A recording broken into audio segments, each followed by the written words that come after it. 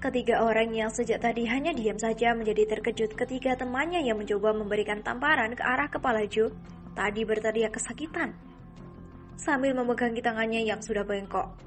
"Kurang ajar," kata lelaki yang satunya lagi lalu bergerak untuk menyerang Joe. Namun, baru satu langkah dia bergerak, sebutir bola besi di tangan telah menghantam mata kirinya hingga mengeluarkan darah. Mataku buta, mataku," kata lelaki itu panik sambil mendekap matanya dengan tajam. Tampak darah segar terus menetas di antara sela-sela jari lelaki tadi. Dia saat ini sama sekali tidak mempedulikan lagi lawannya. Dia hanya bisa jatuh terduduk di samping pintu besar Kryptonite Clubs itu sambil terus meraung-raung seperti beruang terluka. Tanpa menunggu lagi, Joe langsung mengirimkan tendangan kilat ke arah salah satu dari dua lelaki yang mematung seperti tergamam dengan kejadian yang begitu cepat. Begitu tendangan kaki kanan Joe hinggap dengan telak di bagian samping leher lelaki yang tampak linglung itu, seketika itu juga terdengar bunyi bergedebuk teksana sekarang beras. Buk! Lelaki itu telah hilang kesadarannya alias pingsan. Tidak sampai 10 menit, telah 3 orang lelaki berbadan tegap yang tumbang dari tangan Joe. Hal ini membuat seorang lelaki langsung tersadar dan dengan cepat membalikkan badannya, kemudian lari pontang-panting ke dalam bangunan itu. Joe tidak lagi menunggu searangan, dia segera menjabut rencong pusaka pemberian dari kakek Tengku Mahmud, sembari berkata, "Sudah lama kau tidak mandi darah, ayo nikmati darah segar," kata Joe sambil terus melewati lorong menuju ke sebuah aula, di mana di sana dia melihat puluhan lelaki sedang menikmati pesta di lantai dasar bangunan klub itu. "Itu dia orangnya, itu dia," tunjuk lelaki yang tadi sempat melarikan diri. Melihat wajah lelaki itu, Joe pun teringat bahwa 10 orang dari mereka adalah orang-orang yang telah mengeroyok dirinya dan kedua sahabatnya semalam. "Apa kau masih mengenalku?" tanya Joe sambil membuka masker bergambar kucing hitam yang dia kenakan. Kemudian cepat-cepat mengenakannya kembali. "Kurang ajar, bosan hidup kau rupanya. Serang!" kata lelaki itu sambil melemparkan kursi yang dia duduki ke arah Joe. Joe hanya menghindari dengan sedikit berkelit.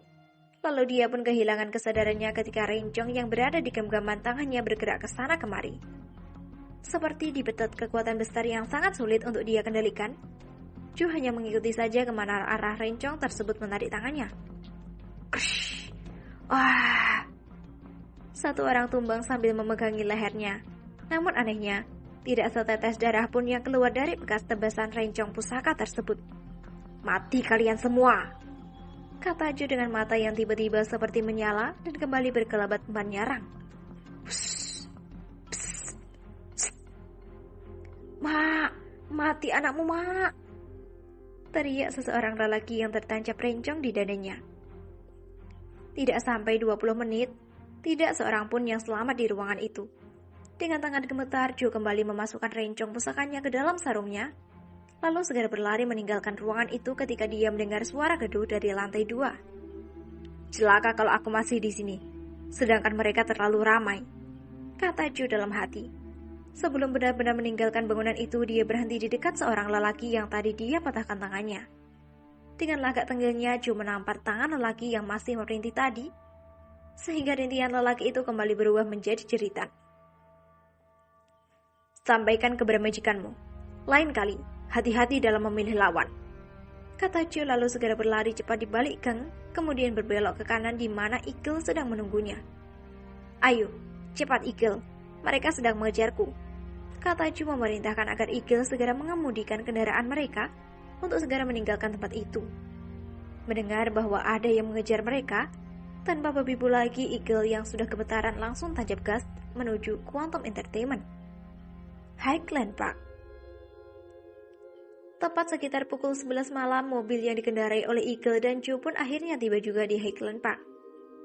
Ternyata, di sana telah menunggu beberapa orang termasuk Tuan Baron, Xavier, dan Harry. Kecuali Harry, yang lain tampak jelas di wajah mereka terpancar raut kekhawatiran.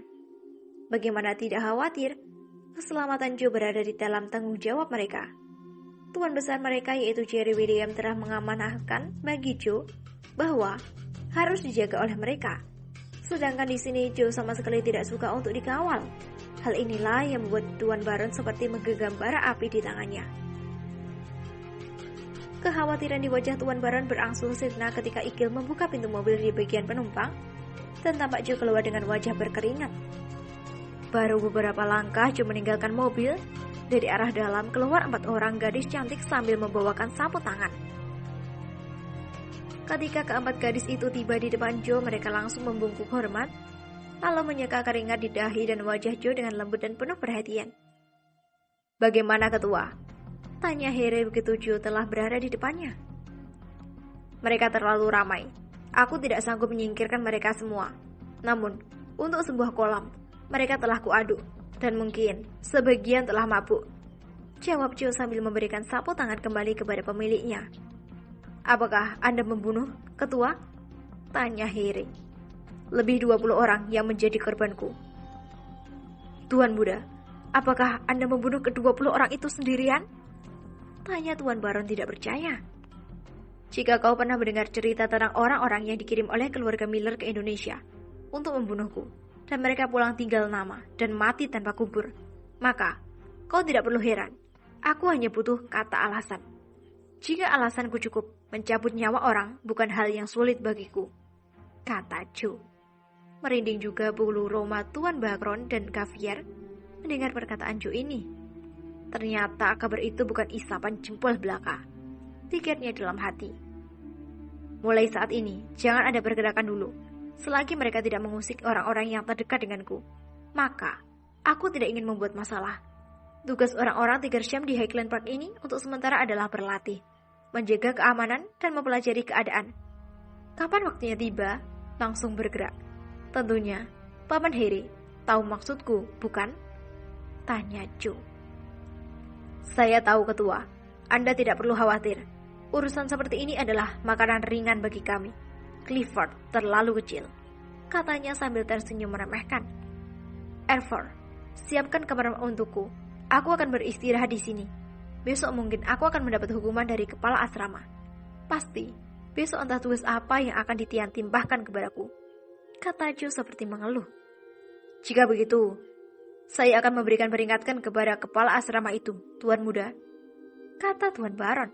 Spontan Joe melambaikan tangannya. Jangan Tuan Baron. Masalah itu biarlah saja berlalu secara alami. Di sini, aku adalah Tuan Muda.